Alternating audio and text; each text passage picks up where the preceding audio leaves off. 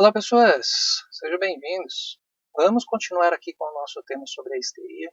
E hoje nós vamos falar da questão de transferência e contra-transferência. Vamos nessa então? Bom, o primeiro ponto que a gente tem que trazer aqui é essa questão do que é consciente e é inconsciente. Né? Tudo que não é memorizado de maneira consciente, continua em atividade lá no inconsciente. E aí essa expressão vem por meio de sintomas, por meio de decisões, repetições, compulsões de situações e cenários de experiências primárias. Tá? Para quem é histérico, o presente é muito ameaçador, ou seja, o hoje é uma questão assim bastante assustadora. Por quê? Porque o passado foi repleto aí de insultos, de perigos, de ameaças. Né? E a pessoa histérica, então, ela se coloca bastante ansiosa, porque ela não sabe o que vai acontecer, principalmente quando ela está começando aí um tratamento, começando uma tratativa com um profissional. Né? Além disso, a pessoa histriônica ela tem uma forte relação com o seu objeto.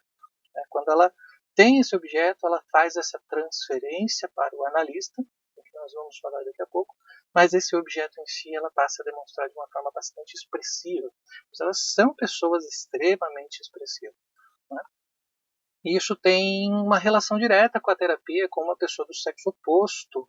Quando a gente fala de mulheres sendo as analisandas, né, essa relação com o sexo oposto tem toda a diferença. No caso dos homens histéricos, da mesma forma tem uma relação diferente aí com o sexo oposto. E até mesmo Freud ele conta que ele passou por esses processos, pelo apaixonamento dos pacientes, pela adoração dos pacientes. Por quê? Porque é uma questão de poder. Ver o poder diante ali dos seus olhos, então há então, uma transferência. Né? Há uma migração dessa necessidade de ser o objeto de desejo com relação ao sexo oposto. E falando da transferência em si, quando a gente fala de mulheres, né, quando os analistas são homens, elas tendem a se sentir mais excitadas, mais intimidadas às vezes, e defensivas, né, porém sedutoras, para ter aquele poder, para ser o objeto de desejo. Né. Já quando elas estão fazendo análise com terapeutas mulheres, elas têm aí uma questão de hostilidade, de competição. Já os homens vão variar aí nessa questão de estrutura de poder, porque essa histeria vai depender se veio de uma relação materna ou paterna, mas também tem essa ligação com o sexo oposto. Né? Mas, de forma geral, os homens costumam ser bastante cooperativos e apreciam o interesse do analista. Então, quando a gente fala da transferência, ela costuma ser bem expressiva, às vezes vai ser bem enervante, mas é um trabalho que realmente demanda tempo e demanda segurança do analista para suportar essas investidas que os analisandos vão fazer. Ou seja, essas reações, esses acting outs que o analisando vai fazer em relação ao analista em si, ao seu objeto. Então, por vezes, quando o analista não quer, ou melhor, quando o analisando não quer demonstrar ao analista esse desejo, o que ele faz?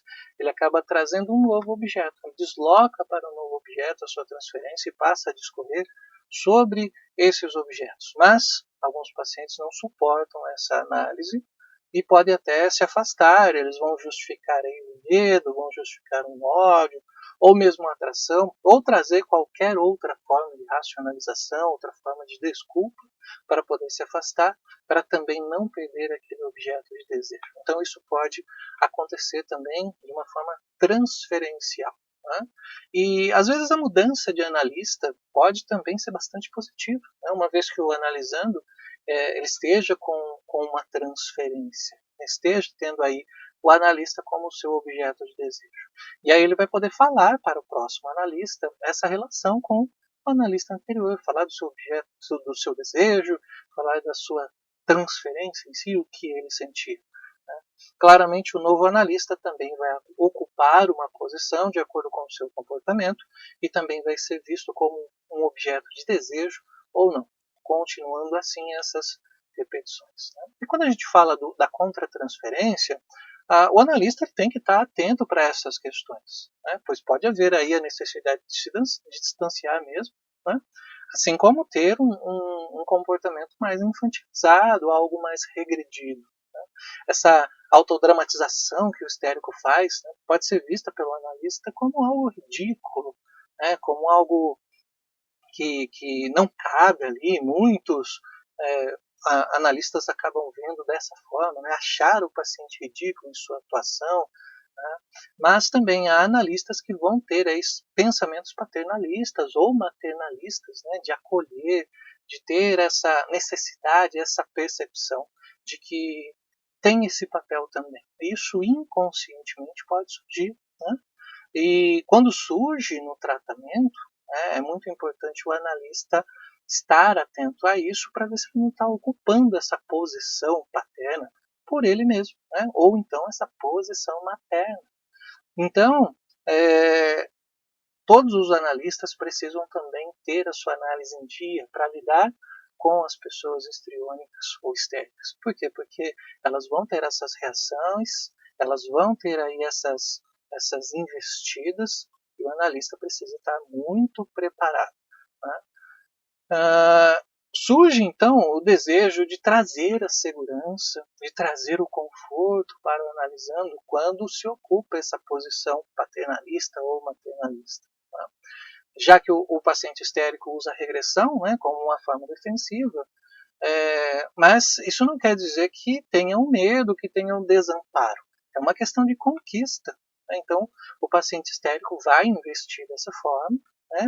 Às vezes uma forma mais regredida, uma forma mais coitada, digamos assim, para poder conquistar o seu objeto de desejo.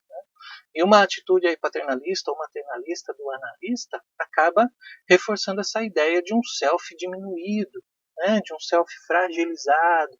Então mantém essa relação que foge do aspecto terapêutico. Então é muito importante aí o analista, né, ou a analista estar atento ao seu próprio comportamento diante de pessoas histéricas, para não estar se sentindo nessa posição é, de pai ou de mãe, né?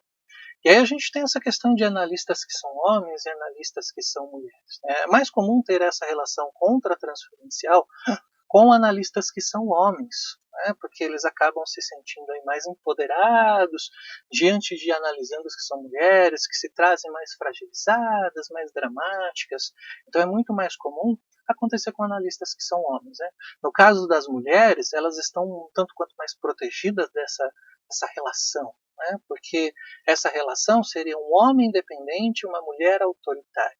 Mas, no caso das mulheres, elas não ocupam tanto essa posição de autoritária, né? Isso por questões inconscientes, elas acabam não ocupando, mas há homens que também entram nessa relação, né? Eles são tão dependentes quanto mulheres histéricas dependentes e acabam vendo a figura da analista como uma pessoa autoritária. Então é mais difícil quando essa relação do homem dependente e a mulher autoritária acontece, porque não vai haver aí uma erotização. E nesse aspecto, então, os homens buscam salientar o seu próprio poder.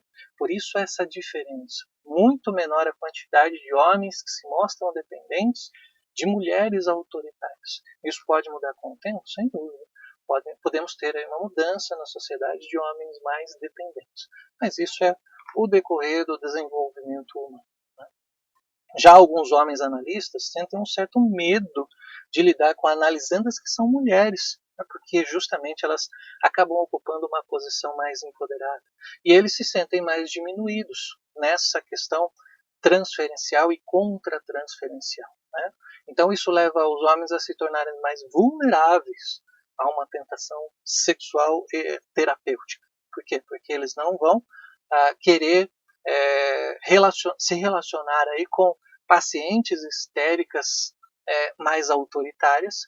Em outros aspectos, eles vão querer se relacionar com pacientes mais fragilizadas para manter o seu poder e então sucumbir aí a essa tentação sexual, a essa sedução das analisandas, né?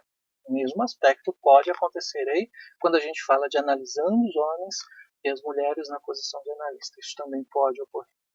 E essas pulsões sexuais entre analisandos e analistas deve ser bastante explorado, né? Porque quando não, no caso dos analisandos, quando eles não conseguem ser o objeto de desejo, ocorre uma reação psíquica e é essa reação que a gente precisa ter na análise, né, porque ela vai ser transformadora. Ou seja, o tratamento se inicia quando começam a entender que o bem-estar, né, não está relacionado aí à conquista, a ser o objeto de desejo, mas sim a ter aí o seu desenvolvimento e perceber que podem sim ter um comportamento diferente, podem ter a sua autoestima baseada em seus próprios pensamentos e não na dependência do outro, na dependência de ser o objeto de desejo do outro.